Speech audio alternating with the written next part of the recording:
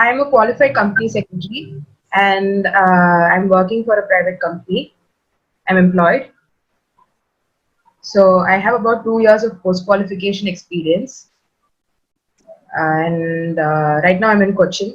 So I am a student of the NCLT course that LawSikho is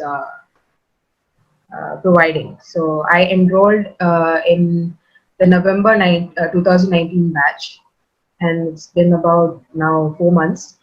It's a 6-month certificate course that I'm doing.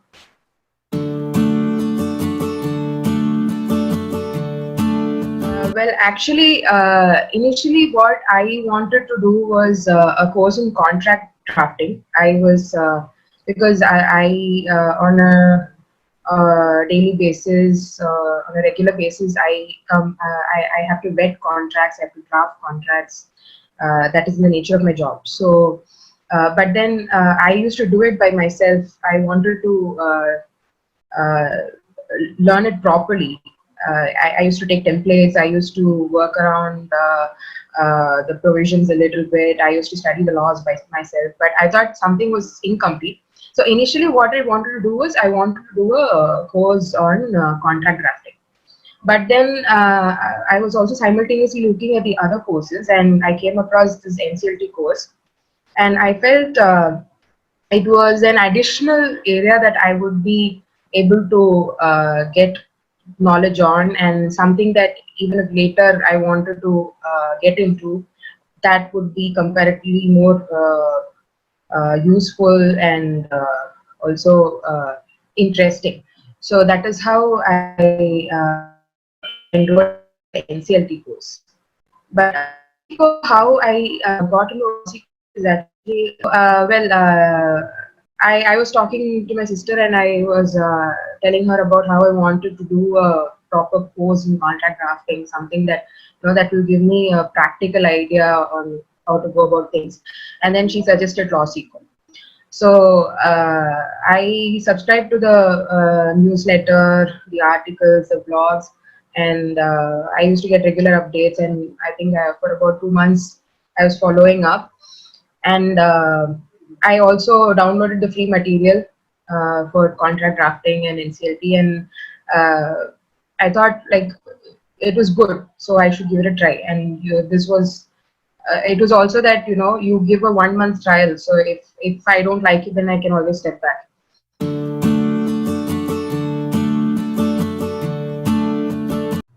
Well, actually, like I told you, I'm a qualified company secretary, and even though I'm in employment currently, I'm in full-time employment, but I would like to start my practice or be self-employed at some point of time in the near future or in the long term. So, and there is ample opportunity for company secretaries or any other professional for that matter with regard to tribunals and advocacy. And advocacy is something I think I have an inclination towards. So I thought this course would help me achieve, or lead me towards that goal. So that is yeah, in the long run I do intend to do something along these lines, either practice or associate with some professional for NCLT related work.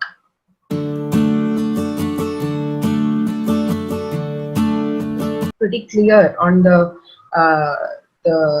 introductory material that LawSikho has put up on its website about how the course will be, how many exercises will be there, and all that. But only when we get started do we really get a hang of how things work. So the practical exercises that they do, that they give us, it's like it requires a lot of time. So initially I didn't expect that it would take so much effort and time to work around and answer those questions. So it is pretty challenging, and I think I can say with confidence it gives some level of confidence to actually do a simulative exercise that makes you go through the stages. It's not just like random exercises also, but then in a sequential manner it is proceeded. So initially the first part of the course was about oppression and mismanagement and strike off and disqualification and all that. So general matters pertaining to NCLT that arise out of the Companies Act. And then right now what we're doing is relating to insolvency. And insolvency is an area where it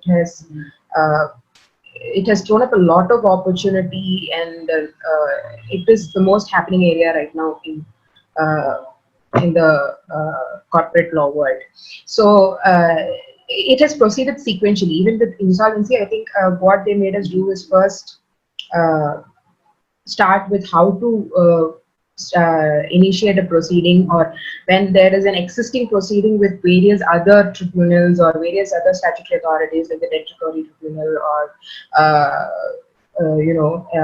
under the SARFAESI Act, if a litigation is triggered, or all those sort of things. So initially, like when there is a default, what are the possibilities, and then after that, how do you address those? Like how it works with regard to IBC, like when already existing proceedings are there, how you give a pause to that, and how you take it with IBC, and then later on, what is the default, how an operational creditor should approach the NCLT with regard to their claim, a financial creditor, and then from the insolvency professional's point of view. So I think it's pretty good, like it's proceeding sequentially. So in that way, it has been a very useful exercise, and it basically it gives us an insight into how to do things in a practical way, and in a sequential way, how it happens. Because if you're doing random exercises just here and there, it won't serve the purpose, right? So there is always a sequence when any proceeding happens. So that way, the exercises have been really useful, and they are very challenging also. Like you have to put your mind, you have to apply your mind, and then draft. The feedback sessions are also very useful. Only thing is that I've not been able to submit assignments on time because of my work and certain other things I'm doing parallelly. But even then, it works. So if there is any difficulty, I usually approach the mentor. Our mentor is Komal ma'am. So I message her, or I put up a query on the discussion board. But yeah, that they also help. That is fine. Yeah, that's how I go about it.